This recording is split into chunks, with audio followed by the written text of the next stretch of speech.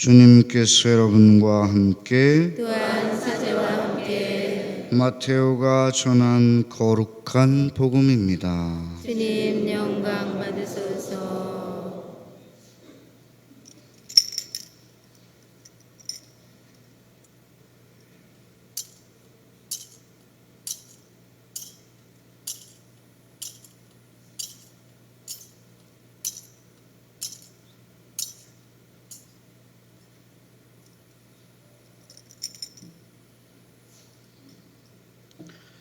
그때 예수님께서 사도들에게 말씀하셨다. 사람들을 조심하여라.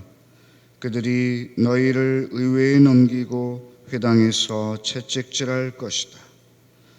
또 너희는 나 때문에 총독들과 임금들 앞에 끌려가 그들과 다른 민족들에게 증언할 것이다. 사람들이 너희를 넘길 때 어떻게 말할까? 무엇을 말할까? 걱정하지 마라.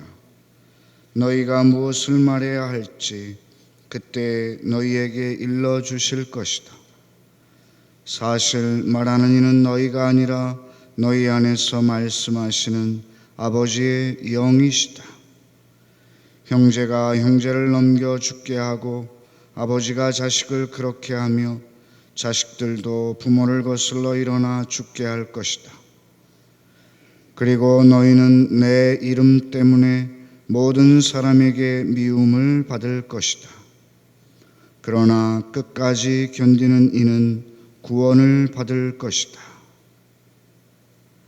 주님의 말씀입니다. 그리스도님 찬미합니다.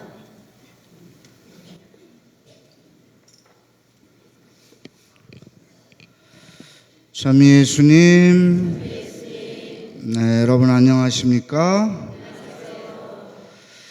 예, 오늘은 우리나라의 첫 번째 사제이시고 또 순교자이신 김대건 안드레아 신부님의 대축일입니다. 김대건 안드레아 신부님께서 1846년 9월 16일에 순교하셨으니까 올해가 김대건 신부님이 순교하신 지 꼭 170년이 되는 해입니다. 김대건 신부님은 1821년 8월 21일 충청도 당진의 솔매에서 태어나셨습니다. 증조부께서 천주교를 믿는 그 신앙 때문에 순교를 당하셨습니다. 양반 집안이셨는데 천주교를 믿게 되면서부터 또 증조부께서 순교하시면서부터 이 집안이 몰락하게 되죠. 그래서 7살 때 경기도 용인 지방의 골배마실이라는 곳으로 이사를 오십니다.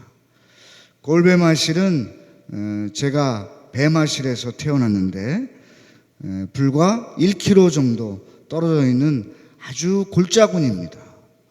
배마실이라는 동네는 그래도 50호 정도 이렇게 사는 그런 마을인데 거기에서도 이제 한참 들어가는 골짜군입니다. 그곳에서 어머니 고우슬라와 또 아버지 김재준 이냐시오와 함께 생활하시면서 어머니 고우슬라로부터 신앙교육을 철저하게 받으시죠. 그래서 은희 공소에서 세례를 받으시고 신학생으로 선발되십니다.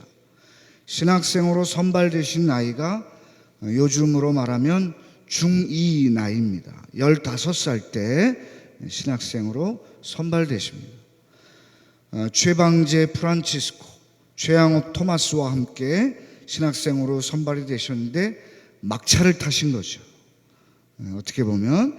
그리고 세례를 받고 얼마 안 있다가 신학생으로 선발되셨기 때문에 어떻게 보면 굉장히 특혜라고 볼 수는 없겠지만 모방 나신부님께로부터 눈에 굉장히 많이 띄었던 것 같아요. 그래서 15살 때 이제 마카오로 신학 공부를 하시러 가시게 되는데 평양을 거쳐서 변문을 지나서 중국의 만주 지방을 거쳐가지고 마카오까지 내려가시는데 약 7개월 정도가 걸리십니다. 아마 그 길을 가시면서도 여러 가지 죽을 고비를 많이 넘기셨을 것 같아요. 마카오에서 5년 동안 신학 공부를 하시는데 공부하시면서도 2차례 밀란이 일어나서 필리핀 마닐라로 피신을 가기도 하셨습니다. 그런데 3분 가운데 최방제 프란시스코 신학생은 병으로 일찍 세상을 떠나시고 그 가운데 김대건 신부님께서 제일 먼저 사제품을 받으시게 되는데 거기에는 나름대로 이유가 있었을 것 같습니다. 물론 공부는 최방제 프란시스코 신학생이 제일 잘했다고 합니다. 그런데 김대건 신부님께서는 사제로서 갖추어야 할 여러 가지 덕목을 두루두루 잘 갖추셨던 것 같아요.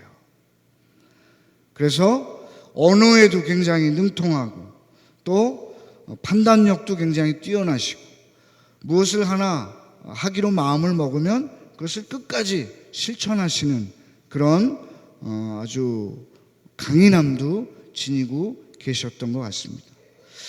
그래서 제일 먼저 사제품을 받으시게 되는데 1845년 8월 17일 중국 상해 김강 성당에서 사제 서품을 받으십니다.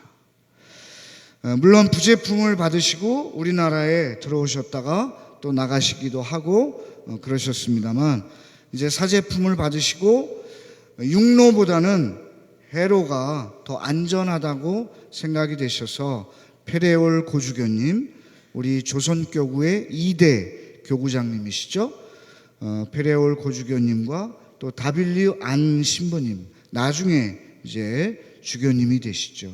이 두 분을 모시고 배를 타고 들어오시는데 표류를 하셔서 제주도에서 잠깐 표류하시다가 강경 나바이를 통해서 들어오십니다. 그래서 오랫동안 그리던 어머님을 상봉하고 양지 그 지방을 중심으로 사목 활동을 펼치시다가 다른 선교사 신부님들을 입국시키기 위해서 순이도에 나가셨다가 체포를 당하십니다.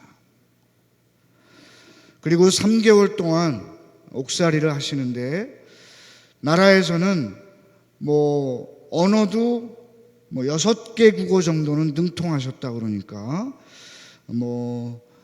그 프랑스 함대에서 통역관도 하시고 또 중국의 어떤 지질학회에 프랑스 대표로 참석하시기도 하시고 그러니까 여러 가지 뛰어난 재능을 지니셨던 것 같아요.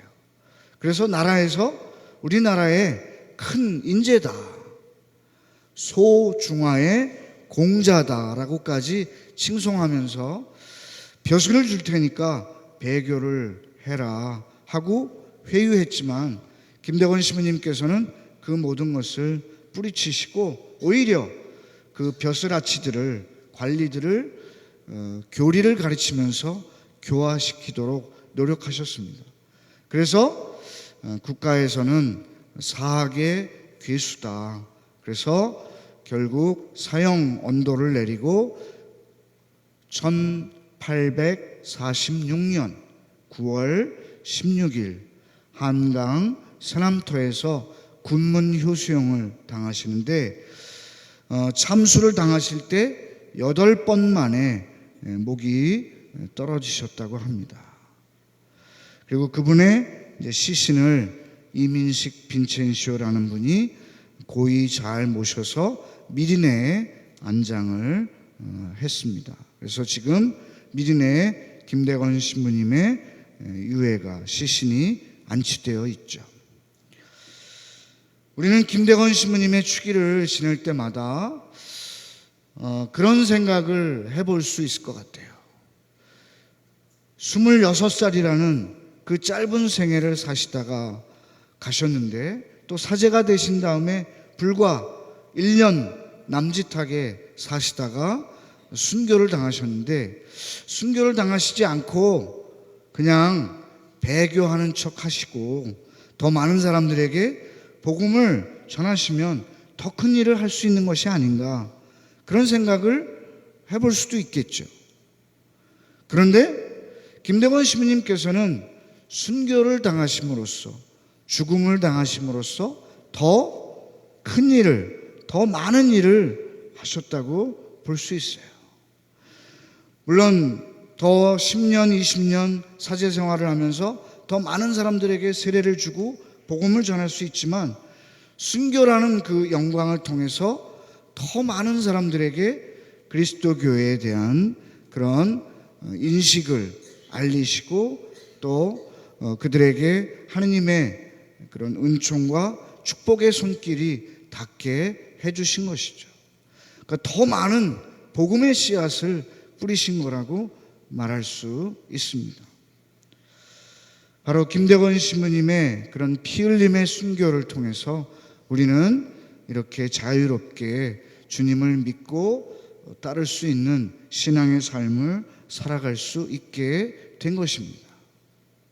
김대건 신부님은 비록 돌아가셨지만 돌아가신 것이 아니라 우리들 가슴 안에 살아 계시고 또 우리들 신앙 안에 살아 계신 것입니다. 이제 김대건 신부님 대축일을 지내면서 우리나라를 위해서 김대건 신부님께서 간절히 기도해 주시기를 청하고, 또 우리들을 위해서도 유혹이 많은 이 시대에 신앙생활을 하는 우리들에게 꿋꿋하게 견디어내고 참아내면서 신앙의 삶을 잘 살아갈 수 있도록 기도해 주시기를 청해야 하겠습니다. 그리고 모든 성직자들의 수호자이신 김대건 안드레아 신부님께 우리나라의 모든 신부님들을 지켜주시도록, 그리고 당신을 닮은 착한 목자가 되실 수 있도록 간절히 기도드려야 하겠습니다.